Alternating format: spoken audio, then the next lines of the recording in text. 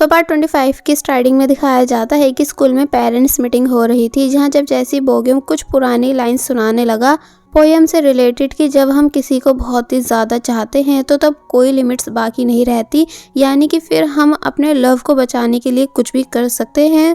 तो ये सुन मिंजी हैरानी से बोग्यूम को देखने लग जाती है और फिर जब जैसे ही बोग्यूम बेसमेंट के बाहर आया तो तब वहाँ मिंजी पहले से ही खड़ी थी, जो कि पूछती है कि क्या आप ही ने मिस हैना की मेमोरीज को इरेज किया है, यानी आप क्यों मिस हैना को मिस्टर जिन से दूर कर रहे हो। तो तब बोग्यूम बोला कि तुम्हें इस बात में इंटरफेयर करने की ज़रूरत नहीं। तो तब मिंजी बताती है कि मैंने अपनी मेमोरीज में देखा है कि वो दोनों पहले भी एक साथ थे, कहीं उन दोनों का कनेक्शन मेरी डेथ से तो नहीं जो आप उनके साथ इतना बुरा कर रहे हो, यानी क्या मैं उन दोनों की वजह से मरी हूँ। तो ये सुन बोग्यूम स्टॉप रह गया कि इसे कैसे पुरानी बातों के बारे में पता चल रहा है, मगर फिर तभी यहाँ से चला जाता है। वेल अब हम देखते हैं कि मिंजी वाइस प्रिंसिपल से मिलने उनके ऑफिस आई, जहाँ कई सारे गेम्स रखे हुए थे, इसलिए पूछती है कि क्या आपको ये सब खेलना पसंद है। तो तब वो बताते हैं कि हाँ, बट साथ में खेलने वाला कोई होता ही नहीं। तो तब मिंजी कहने लगती है कि तो फिर ठीक है, मैं आपके साथ गेम खेलूंगी, पर अगर मैं जीती तो आप मुझे एक माउंटेन का नाम बताओगे। वाइस प्रिंसिपल मान जाते हैं और फिर जब जैसे इन दोनों ने गेम्स खेलना शुरू किया तो तब फर्स्ट गेम में मिंजी जीत गई, सेकंड गेम में भी मिंजी जीत जाती है, जबकि वो काफ़ी ज़्यादा डिफ़िकल्ट था, एंड साथ ही थर्ड गेम में भी वो ईजिली जीत जाती है। इसलिए वाइस प्रिंसिपल बहुत ही ज़्यादा उदास हुए। मिंजी कहती है कि अब आपको अपना प्रॉमिस पूरा करना होगा। तो ये सुन वो कहने लगे कि हाँ पूछो, तुम्हें क्या पूछना है। तो ये सुन वो जब जैसी बोली कि उस माउंटेन का नाम जहाँ से गिरकर मेरी डेथ हुई थी, तो ये सुन वो सरप्राइज रह गए।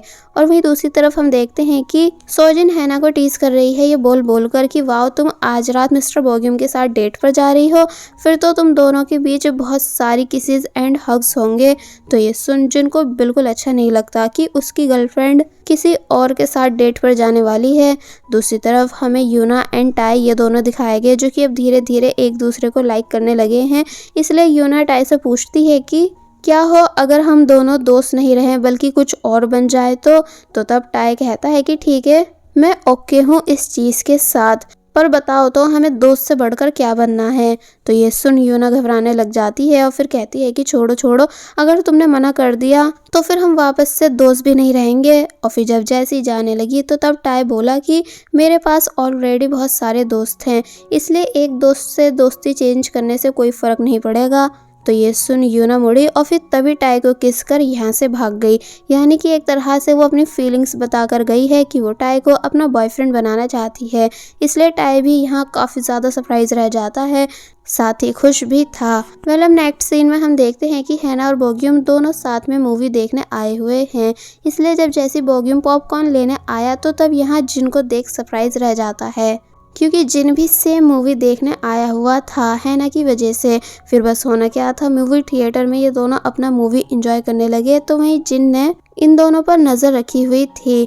किस सीन आने पर हैना ब्लश करने लग जाती है, जिसके साथ बोग्यूम भी खुश हो रहा था। तो वहीं जिन का इन दोनों को खुश देख देख कर जल भुन के बुरा हाल हो रहा था। फिर जब इमोशनल सीन आया जिस वजह से हैना रोने लगी, तो तब हम देखते हैं कि पीछे से जिन भी काफ़ी बुरी तरह रो रहा था एंड रोते हुए हैना को देखने लगा। सो फाइनली मूवी एंड हुई और जब हैना और बोग्यूम यहाँ से जा रहे थे कि तभी इन्हें जिन मिल गया, जिसको देख हैना सरप्राइज हुई एंड समझ गई कि जिन यहाँ उसी की वजह से आया होगा। पर अब इससे पहले कि ये दोनों कुछ बात कर पाते, मगर बोग्यूम इन दोनों को कुछ बात करने नहीं देता, यानी कि वो हैना का हाथ पकड़ उसे ज़बरदस्ती अपने साथ यहाँ से ले गया, जिस वजह से जिनको काफ़ी ज़्यादा गुस्सा आता है, इतना ज़्यादा कि उसके हाथ में जो गिलास था वो उसे ज़ोर से भींच देता है। पहले नेक्स्ट सीन में हम देखते हैं कि हैना को यूना एंड टाई दोनों खुशी से आते हुए दिखे, इसलिए वो सरप्राइज रह गई कि आज ये दोनों इतने क्लोज क्यों हो रहे हैं। मगर अब इससे पहले कि इन दोनों से कुछ पूछ पाती कि तभी ये दोनों एक दूसरे से दूर हो गए। यूना ने टाई को इशारा करा यहाँ से भागने का, जिस वजह से वो भाग गया। और फिर उल्टा यूना हैना पर गुस्सा करती है कि तुम इतना लेट घर क्यों आई हो, और फिर तभी घर के अंदर चली गई, क्योंकि वो अभी हैना को इस बारे में बताने के लिए रेडी नहीं है। वेल अब नेक्स्ट डे दिखाया जाता है कि जिन जो कि कुछ काम कर रहा था, तो तब उससे हैना हाय हेलो करने आई एंड पूछती है कि क्या कल आपने मूवी एंजॉय की, जिस पर वो बोला कि नहीं, क्योंकि मैं कैसे कर पाता, क्योंकि जिसे मेरी साइड होना चाहिए था वो किसी और के साथ थी। तो ये सुन हैना जिन को हैरानी से देखने लगी कि क्या इसका इस बात से मतलब मुझसे है। और वही मिंजी जिसने प्रिंसिपल से उस माउंटेन का नाम पूछ लिया है जिस पर से गिरकर उसकी डेथ हुई थी, इसलिए वो वहां जाने का कह रही थी। तो तब चोयुल और उसका दोस्त बोला कि हम दोनों भी तुम्हारे साथ चलेंगे।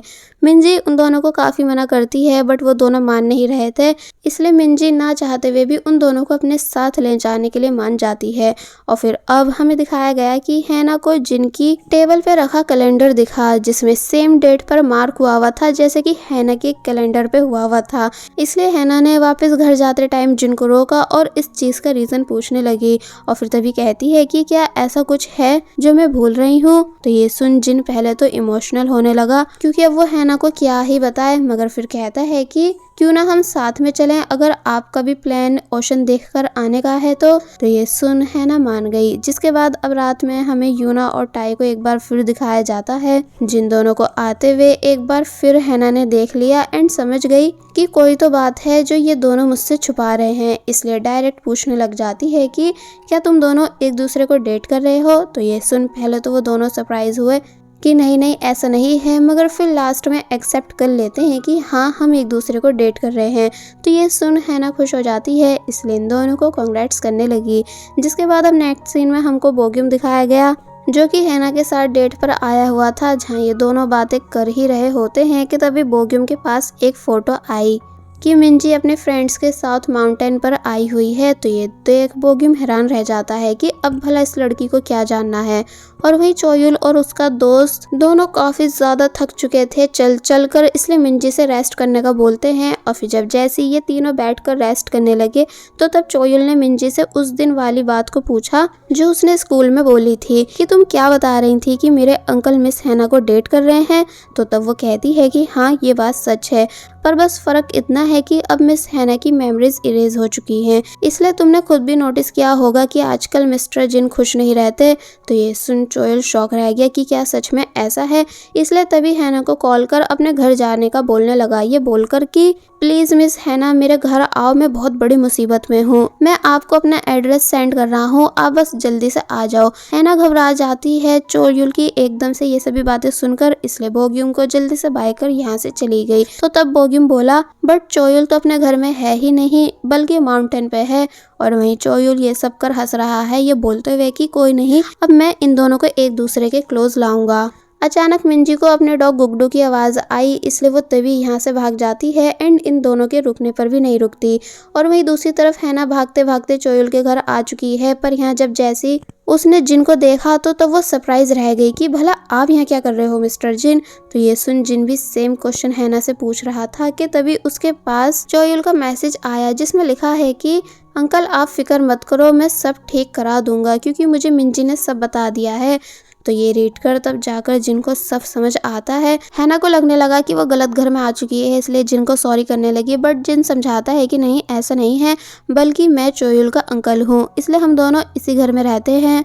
और फिर तभी चोयुल की साइड से सॉरी करने लगा कि उसने आपके साथ जरूर कोई शरारत की होगी जो आप जल्दबाजी में यहाँ आई। हैना ये सब सुन हैरान हुई और फिर बोली कि इट्स ओके, मगर जब जैसी जाने लगी बट जिन ने उसे जाने नहीं दिया, ये कहकर कि क्या आप रेमन खाना पसंद करोगी। तो ये सुन वो रुक गई। वेल अब नेक्स्ट सीन में हम देखते हैं कि मिंजी जो कि आवाज को फॉलो करते करते फाइनली उस जगह आई जहाँ से गिरकर उसकी डेथ हुई थी, कि तभी उसे अपना पास्ट दिखने लगा कि कैसे उसके पेट पर तलवार लगी हुई थी जब वो पहाड़ी से नीचे गिरी थी। और फिर तभी जब जैसी वो पहाड़ी के नीचे आती है तो तब यहाँ उसे अपनी डेथ बॉडी भी दिखने लग जाती है, इसलिए ये सब देख मिंजी के होश उड़ गए।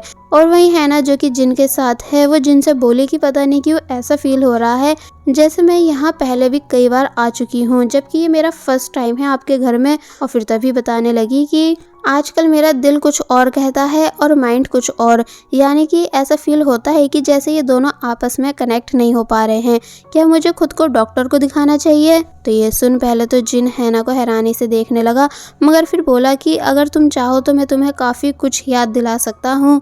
तो ये सुन हैना मान गई कि तभी जिन डायरेक्ट हैना को किस कर देता है, जिस वजह से हैना को अपनी पुरानी मेमोरीज दिखने लगी कि इन दोनों ने फर्स्ट टाइम किस कब की थी एंड सेकंड टाइम कब। यानी कि यहाँ हैना को थोड़ा थोड़ा अपना पास्ट याद आने लगा था, मगर तभी उसने जिन को खुद से दूर किया और उठकर यहाँ से जाने लगी बिकॉज उसके अकॉर्डिंग कर्ज अभी भी है, जिस वजह से वो डॉग बन जाएगी।